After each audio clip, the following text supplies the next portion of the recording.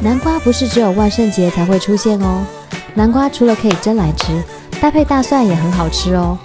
Hello， 我是 JJ， 今天要来做意式蒜香烤南瓜。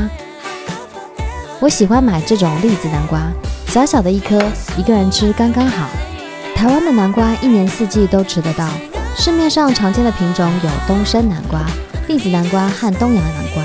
今天用到的就是栗子南瓜，品种来自日本，口感像栗子。南瓜很有营养，而且热量很低，可以当主食，保存起来也很方便。整颗常温通风保存的话呢，可以放好几个月呢。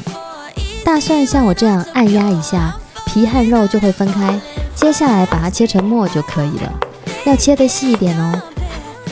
切好的蒜末加到南瓜里面，再撒上盐、黑胡椒粉、橄榄油，搅拌均匀，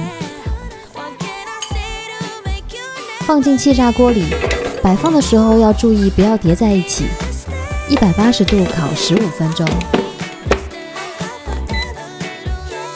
中间要记得翻面哦，不想一个一个翻的，像我这样偷懒一下。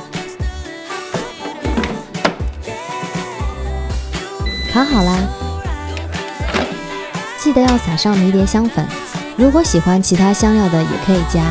如果是新鲜的香料叶，记得在烤之前就要加进去哦。绵绵的口感，甜甜的，加上蒜香，大人小孩都很爱呢。想要收看更多食物小知识，记得按赞、订阅和开启小铃铛哦。拜拜。